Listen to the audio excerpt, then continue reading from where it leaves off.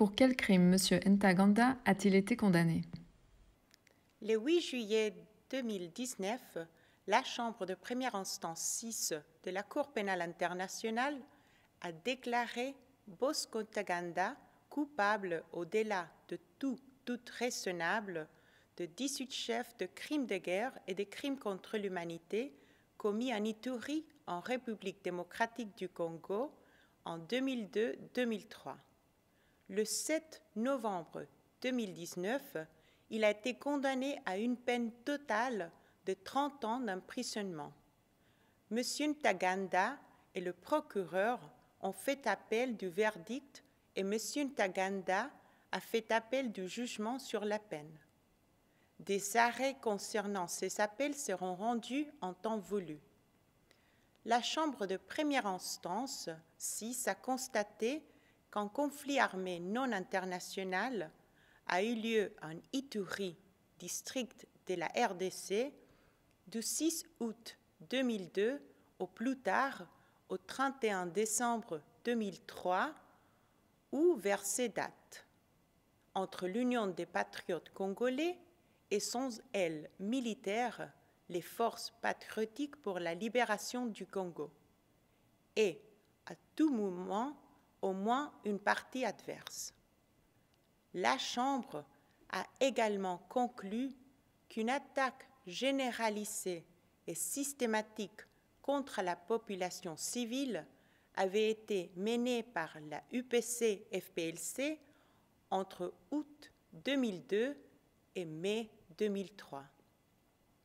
Dans ce contexte, la Chambre a déclaré M. Ntaganda, ancien chef d'état-major général adjoint responsable des opérations militaires des FPLC, coupable de crimes contre l'humanité, meurtre et tentative de meurtre, viol, esclavage sexuel, persécution, transfert forcé de la population et déportation, et des crimes de guerre, meurtre et tentative de meurtre, le fait de diriger intentionnellement des attaques contre la population civile, viol, esclavage sexuel, le fait d'ordonner le déplacement de la population civile, enrôlement et conscription d'enfants de moins de 15 ans et leur utilisation pour les faire participer activement à des hostilités, attaques contre des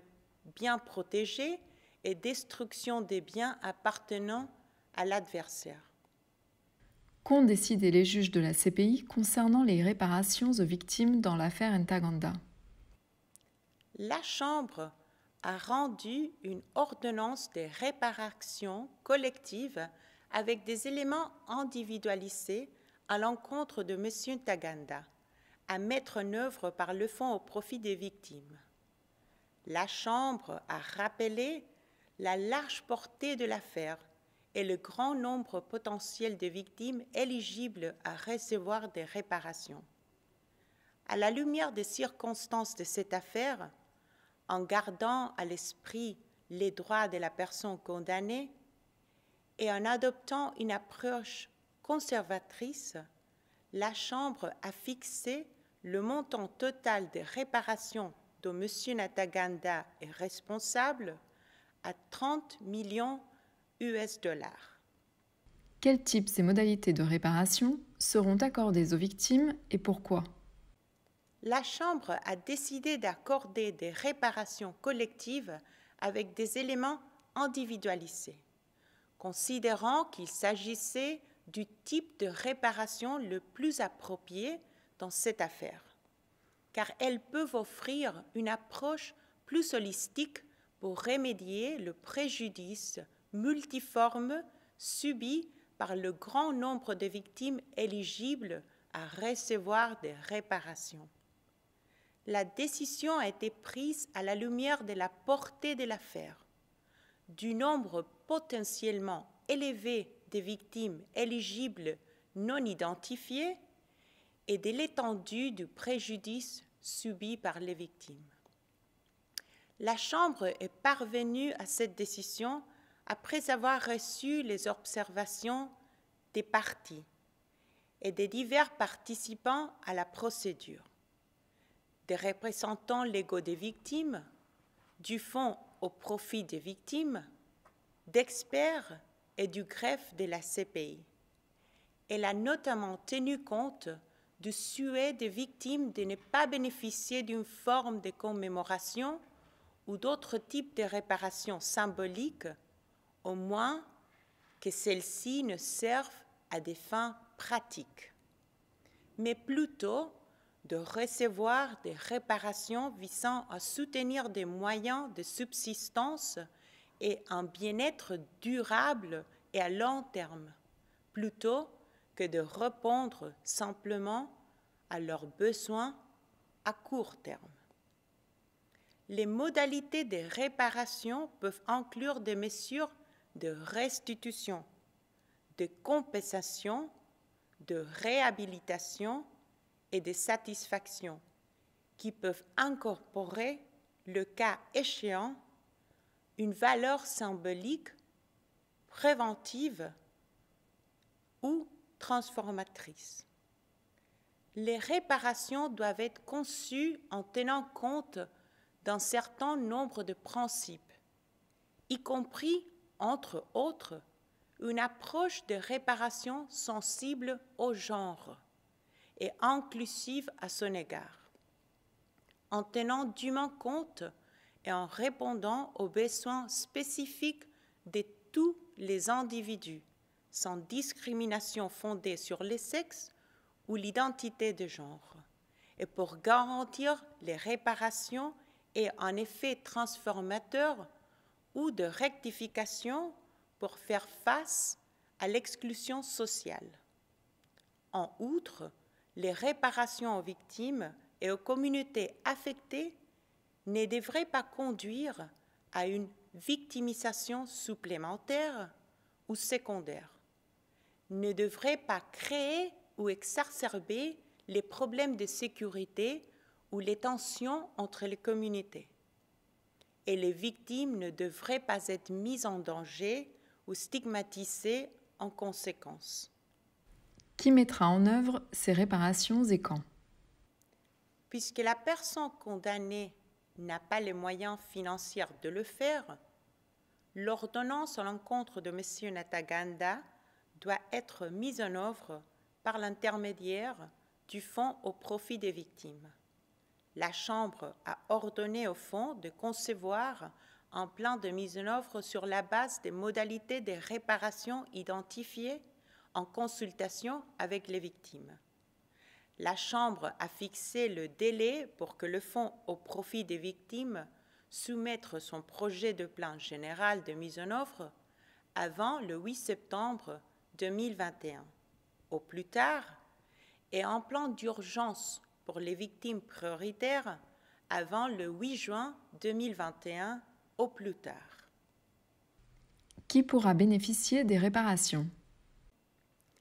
La Chambre a accordé des réparations collectives avec des éléments individualisés à toutes les victimes des crimes pour lesquels M. Ntaganda a été condamné, établissant les critères d'éligibilité aux fins de réparation afin de permettre l'identification des victimes par le Fonds au profit des victimes.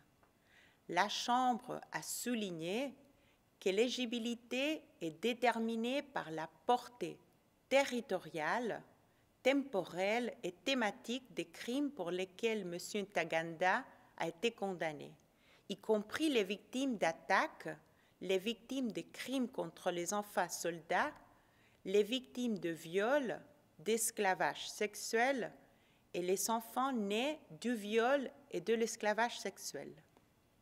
La Chambre a noté que la priorité doit être donnée aux personnes nécessitant des soins médicaux et psychologiques immédiats, aux victimes handicapées, aux personnes âgées, aux victimes de violences sexuelles ou à caractère sexiste, aux victimes sans abri ou en difficulté financière, ainsi qu'aux enfants nés du viol et de l'esclavage sexuel et aux anciens enfants soldats. Comment la Chambre a-t-elle évalué le montant de la responsabilité de M. Ntaganda et comment sera-t-elle payée? La Chambre a évalué la responsabilité de M. Ntaganda pour les crimes commis à 30 millions $, résolvant les incertitudes en faveur de la personne condamnée et adoptant une approche conservatrice. La Chambre a tenu compte de l'étendue de l'affaire en termes de crimes dont M. Ntaganda a été déclaré coupable et du nombre potentiellement important des victimes de ces crimes éligibles à des réparations. La Chambre a également reçu des estimations du coût de réparation de préjudices causés aux victimes de la part d'experts désignés et du Fonds au profit des victimes, et a examiné les chiffres ainsi que les évaluations faites par la Chambre de première instance 2 dans le contexte des affaires Lubanga et Katanga, concernant l'Ituri pendant la même période. Le but de l'évaluation de la responsabilité est de fixer un montant juste et reflétant correctement les droits des victimes en gardant à l'esprit les droits de la personne condamnée. M. Ntaganda est tenu de réparer toute l'étendue du préjudice causé aux victimes directes et indirectes de tous les crimes pour lesquels il a été condamné. La Chambre ayant jugé M. Ntaganda indigent aux fins des réparations, elle a encouragé le Fonds au profit des victimes à compléter le montant des réparations accordées dans la mesure du possible, dans les limites de ses ressources disponibles, et à s'engager dans des efforts de collecte de fonds supplémentaires, si nécessaire, pour compléter ce montant. Cependant, M. Ntaganda reste tenu de rembourser les sommes que le Fonds au profit des victimes pourra éventuellement utiliser pour compléter le montant des réparations.